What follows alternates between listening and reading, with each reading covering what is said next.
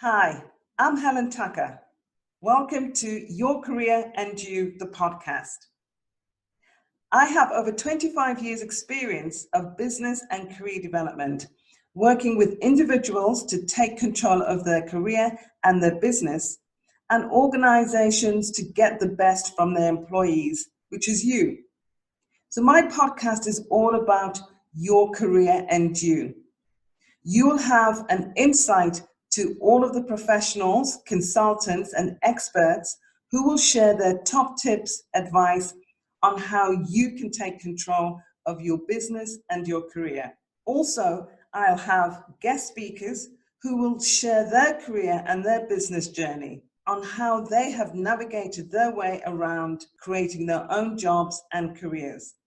To gain more information, subscribe to my channel and website at the end of my podcast. Hello, welcome Irina to Your Career and You, the podcast. I'm so happy that you're here to join us because given your background in relation to career development, I know you have so much information, years of experience of guiding individuals and graduates to really find out how to tap into their own skills and how to get into jobs. So what we're going to do is to have a discussion about how you do that, but it'd be really nice just for our listeners, for you to share your own background and why you're here in Dubai and what you're doing.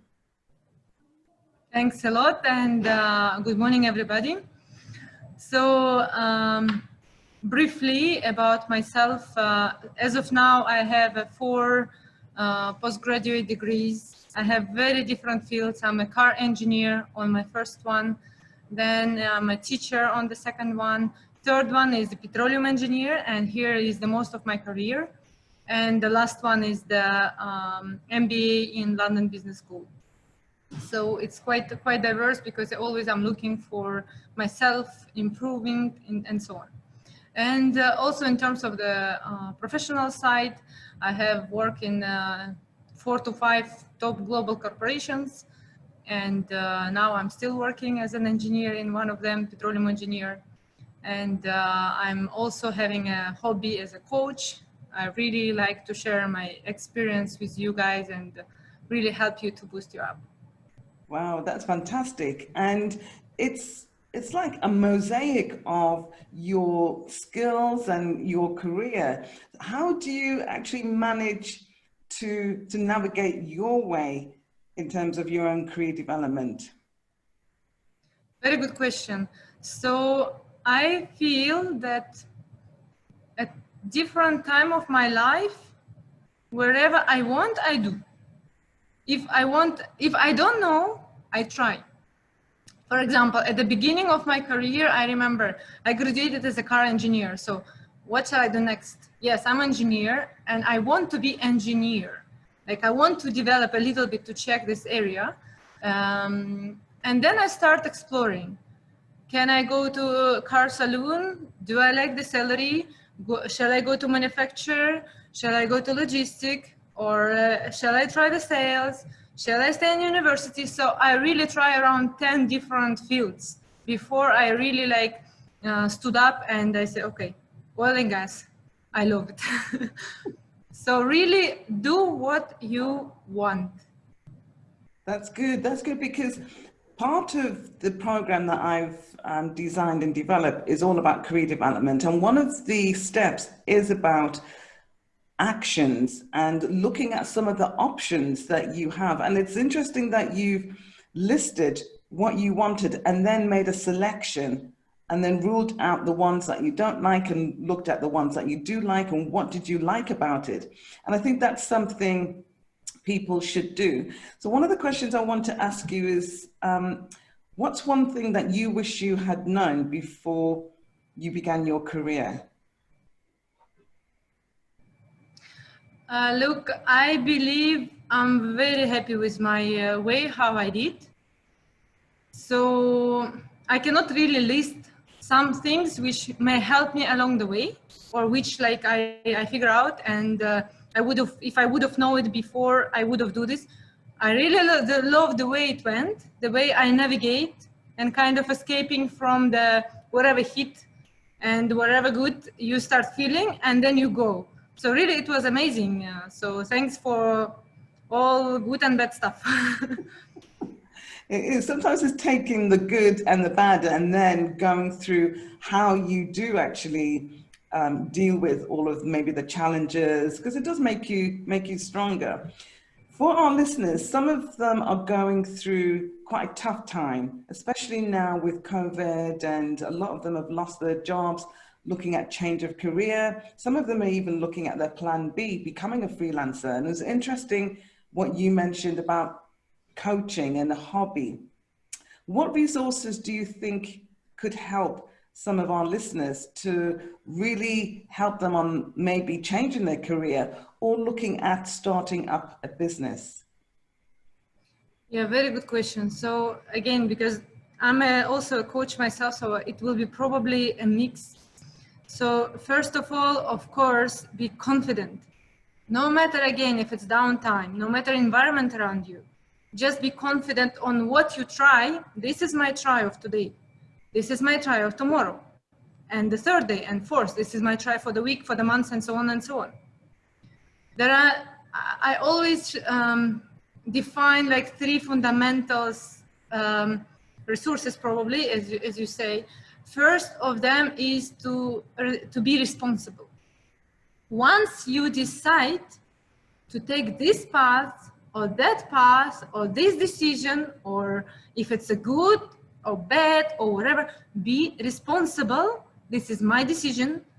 I did it at that time. That means at that time, I thought it's good.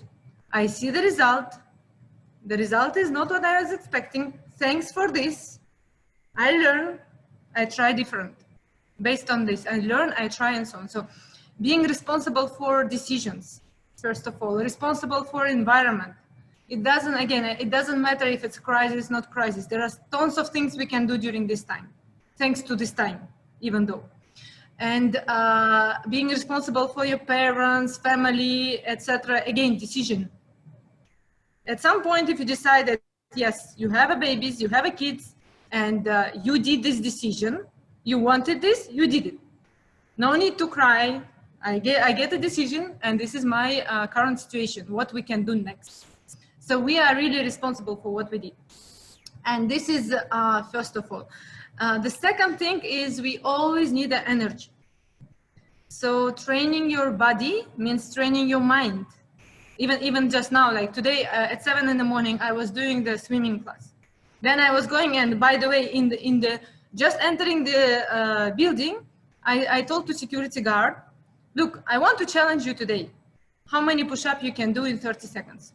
Like we will do together. So after the call, I will go to see the challenge with him. So really, like your body giving you energy, and take this energy as your life setup. So health matters.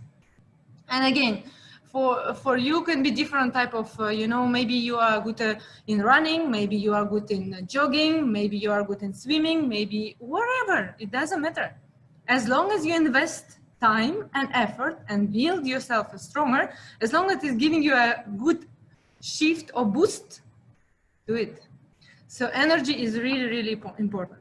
And the last thing I would say, taking care of your parents. Because our roots, what they teach us, sometimes we believe, when we were in the childhood, we believe that this was not a good decision for our parents to punish us in this way or that way, or that they didn't allow, or they didn't buy something for us, or the way of their education was not good. Again, this all happened for the reason, because you are today is how, thanks to them, they invested their time on you. They believe at the time that this was the best for you. So really appreciating them, appreciating people, will also make yourself fly. So if you have just these three prerequisites, you can do anything you want in your life. Wow. Any dream can be achievable. Wow, I really love those tips, because they're so invaluable. Taking care of yourself, your mental, your physical, taking that responsibility, it's so important. And And again, it's really taking that time out, because even though, as you said, the situation can be really dire, especially this time of the COVID virus. I know some of the ladies in our group, they've used that opportunity to really take that time out, and some have really become overwhelmed with the responsibility of maybe not having a job and having family. So I think what you've said will really motivate some of them. So thank you for sharing that. In your own experience, can you share what challenges you faced within maybe the job market, or what other people's challenges have faced that they've shared with you? Well, nowadays I can see that, of course, the number of positions are way less than before. And when I was searching the job before, again, the number of positions were less before, so they're always not that much. And again, it's the first thing I believe you should have like a vision. What do you want to be, or your values? Sometimes when we are too young, we cannot really know what we want. So it's enough to establish the values. At that time, for example, for myself, the value was, I want a secure, strong, fundamental company with a big name, because they will, my values is up to the values of that companies. You know, I don't want to be like cheating people. This is another value. I don't want to, in Russia, okay, you have a lot of corruption. I don't want to work in the corruptive environment. You ask me why I'm in Dubai. So all of those small values, or for example, like for me, I don't mind if it's a man environment or ladies environment, is because the values, it doesn't change the value. Because also wherever we are kind of bringing with us our own environment, right? So yeah, I think it's like that. It's most important is to test, to check the ground, to make sure that place complies with your values. And if it doesn't, feel free to say, sorry, you don't comply with my values, and choose. Again, yes, there are less options, and yes, there are a lot of other options that we may not even think about. So creativity in this sense helps. I was applying for the job of supervisor where I have zero experience, because I read the responsibilities, I say, yeah, I can do all of that. I apply. Eventually they took me just as a trainee, but I keep applying. Who stopped me from applying? So really, like, yes, if there are only 40 positions for fresh grad, for example, apply for 40 positions. If there are only 3 positions in that field that you are expert, or at least you want to build yourself, apply for 3 positions, choose another, apply. Try. It doesn't cost to try. It costs your time, and it's fine because you're investing on your future. Yeah, I like that. And I like when you mentioned that people need to leave themselves open to new experiences and not limit themselves, because that's the only way they can find out whether they're able to maybe do that job. And you applying for a supervisor's job without having ticking off all of those skills, they did take you on. So again, it's really good advice for people to leave themselves open and not limit themselves, which is fantastic. And applying for jobs is a task in itself. It is really hard work, and applying to a number of jobs can really identify the best job for that person, which aligns with their values as well. So what questions do you think someone looking for a job should ask a recruiter? That's a good question, really. Because just, I don't know, just yesterday night, I was thinking about something like that. And I feel, especially these days, many hiring companies, they're using the situation against the people they recruit, in my opinion, honestly. And when it comes towards the price, the job salary, this is like price tag of your future performance. And when you start start investing your time, it's not easy to change or quit. So I really would, in general, I would really recommend to start with the higher salary. So now the situation that they're making it too low, and they have a lot of options, right? So I would rather, like, probably challenge the recruiter from that side, that yes, you take me, I'm going to bring A, B, C, D in your company, an environment where you are, and I'm not going to step down my package. Because if it's not you, I will find who will be the company who will be paying me more. So I would really emphasize this moment, because still, like, by working in the top corporations, I could say they know the prices. They used to give a higher salaries, and this is still not the time. If you start like 50% down the normal package, to let them after 1 year increase it, it's almost impossible.